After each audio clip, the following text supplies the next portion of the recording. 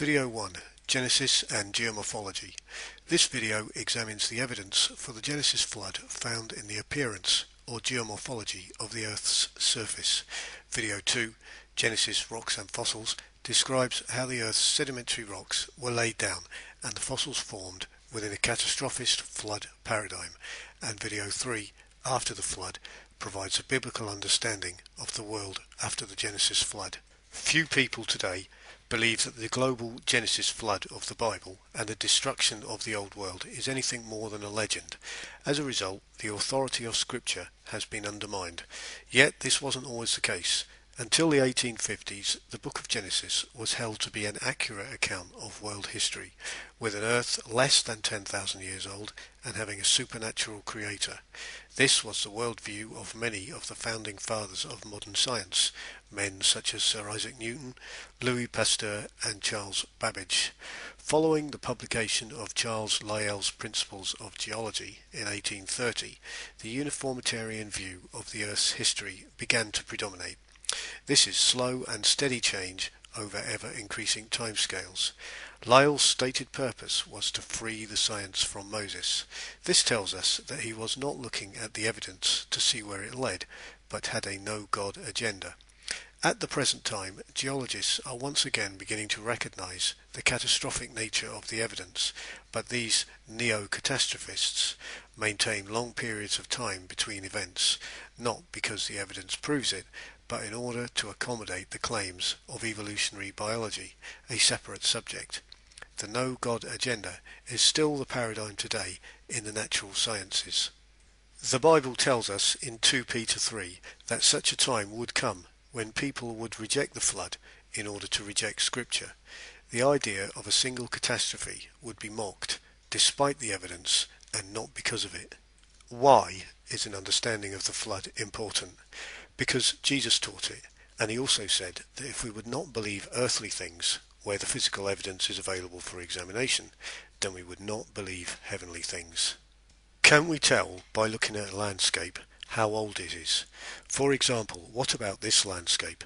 Impressive cliffs, rounded boulders and stones, and a heavily eroded hillside would all seem to suggest age, yet I am older by 1 year than Surtsey Island, which appeared suddenly in 1963.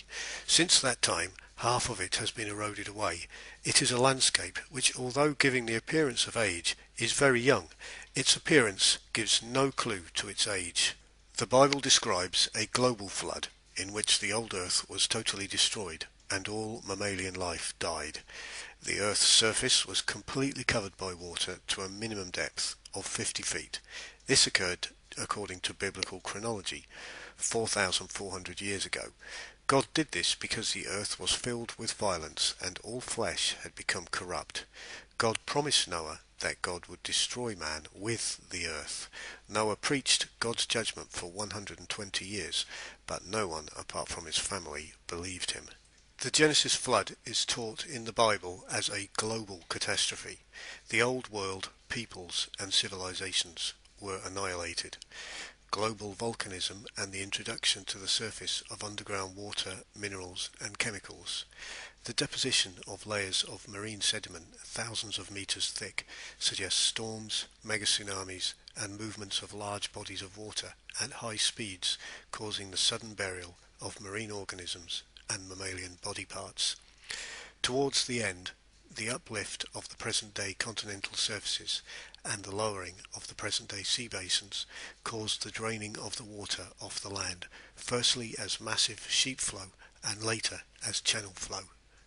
In the 1770s, the British explorer Captain Cook made 2 circumnavigations of the globe and found that many of the peoples he met possessed a flood legend. Subsequently, over 200 of these flood accounts have been recorded.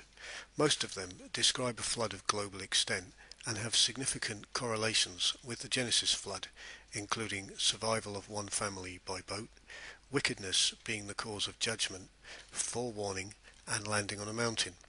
For instance, the Mandarin Chinese word for boat incorporates the characters for vessel, eight, and people. What did the art look like? Not like these paintings anyway, which are not useful hull shapes.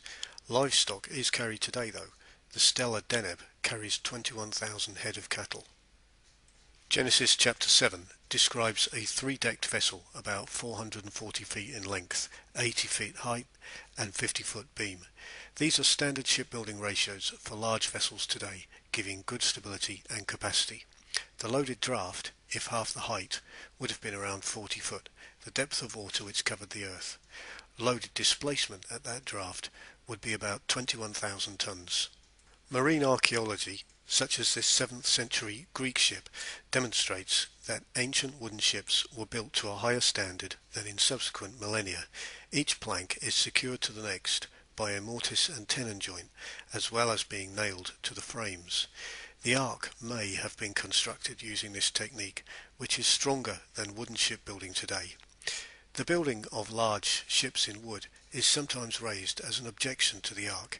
However, large wooden ships can be built. During the First World War, emergency wooden steam freighters were built, and the Chinese are building a 450-foot long replica cargo junk, similar to the one reported by Marco Polo in 1285. The ark was not required to navigate, only to act as a refuge. This means that no allowance had to be made for masts and sails, or machinery spaces and fuel like ships of today. All the space was available for its cargo. Only the kinds of animals were taken, not every variety, nor were any marine or amphibian creatures or insects, and it would not have been necessary to carry fully grown specimens. These animals came to Noah, so he didn't have to collect them or decide which ones to take. The biblical timeline is for a 1700-year pre-flood Earth. This was likely to have been an advanced and large civilization, probably numbering hundreds of millions of people, dwelling upon an Earth with an ecology very different from today. Rain as we know it was unknown, the Earth being irrigated by underground water reservoirs and a mist. Most of the Earth was habitable dry land, in contrast to today where most of the globe is uninhabitable. God told Noah to begin loading the ark 7 days before the flood began. The first 40 days of the flood event can be called the eruptive phase, with heavy rain caused by the collapse of the atmosphere and water coming from the breaking open of the Earth's surface. A further 50 days of rising waters follows and remain at their maximum height for 60 days, a total therefore of 150 days. The ark is aground at the end of this period. The next 220 days can be divided into the sheet flow of water off the new continents and channel flow or secondary drainage. It is these two phases that are important for the Earth's geomorphology, the sheet flow of water and subsequent channel flow. Movement of such large bodies of water over partially consolidated marine sediment should be the significant factors in today's appearance of the Earth's surface. Most people think of the flood in terms of rain, and whilst this can be catastrophic, it was not the major event. It was the breaking open of the fountains of the deep. This refers to the underground water reservoirs and volcanic eruptions. Many of these volcanoes are now on the present-day seafloor, some of which are 7 kilometers high. They also release chemicals into the water, which later served to lithify or concrete the marine sediment, turning it to rock. Another consequence was to heat up the seawater, which was an important factor in the post-flood ice age. Water on the move is heavy, fast, and carries large objects and abrasive material, cutting and gouging its way through obstacles. High-pressure water is used in industrial applications such as metal cutting and can damage ships' propellers through the process of cavitation. Cavitation can also destroy rock and steel-reinforced concrete such as this dam spillway. This happens quickly, and so it is wrong to say that long periods of time are required for water to modify a landscape. You just need the right conditions.